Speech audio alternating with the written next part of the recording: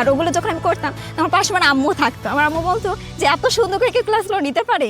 কথা বলবো আমাদের আই এডুকেশন থেকে বর্তমানে রাজশাহী বিশ্ববিদ্যালয়ে চান্স প্রাপ্ত এক শিক্ষার্থীর সাথে। তোমার নামটা এবং ডিপার্টমেন্ট? ভাই আমি মোসাম্মদ খাদিজা খাতুন, বর্তমানে পড়াশোনা করছি রাজশাহী বিশ্ববিদ্যালয় আইন বিভাগে।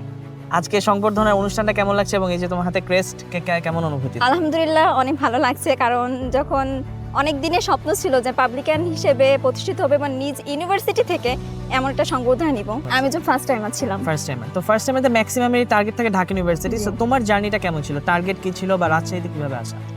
অনেক টার্গেট থাকে ঢাকা ইউনিভার্সিটি, কারণ ওটা বাংলাদেশের টপ ইউনিভার্সিটি। কিন্তু আমার লক্ষ্যটা ছিল অন্যরকম, কারণ আমার শুরুতেই স্বপ্ন ছিল রাজশাহী বিশ্ববিদ্যালয় আইন বিভাগে পড়ার।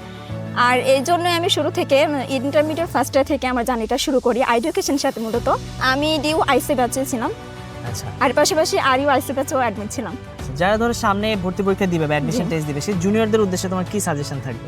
জুনিয়রদের উদ্দেশ্যে সাজেশন থাকবে, যেহেতু আমি একজন, আমার স্কুল কলেজ দুইটাই গ্রামে ছিল, আর গ্রামের স্টুডেন্টদের জন্য সবচেয়ে উইক পয়েন্ট ওই সাবজেক্ট হচ্ছে ইংরেজি।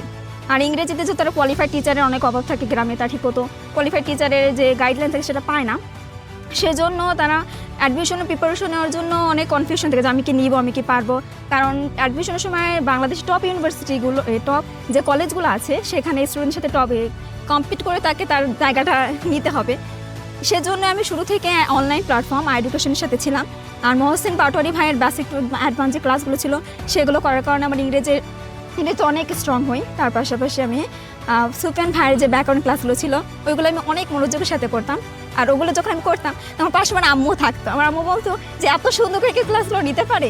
তখন আমার আম্মু সুফিয়ান ভাইয়া মহসিন ভাইয়ের ফ্যান ছিল, এখন বলে যে তোমার ভাইয়াকে আসবে বলছিল, তো আসবে তোদের সংবর্ধনা দিতে, এখন কি আসছে? আমি বলছি ভাই আম্মু আসবে ভাইয়ারা দিতে। যারা শুরুতেই জানো, যখন ফার্স্ট ইয়ার ইন্টারমিডিয়েট যখন শুরু হয় তখন থেকে যেন অ্যাডমিশন প্রিপারেশনটা শুরু করে।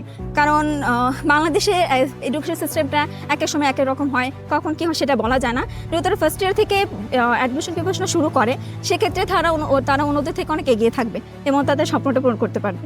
তোমরা তো শুনলে এতক্ষণ খাদিজার গল্প, তো এরকম ভাবে যদি তুমিও নিজের একটি গল্প রাজশাহী ইউনিভার্সিটিতে নিজের মতো করে তৈরি করতে চাও, তবে আজই যুক্ত হয়ে যাও আমাদের আই এডুকেশনের সাথে এবং তোমার স্বপ্ন পূরণের সঙ্গী হিসেবে বেছে নাও আই এডুকেশনকে।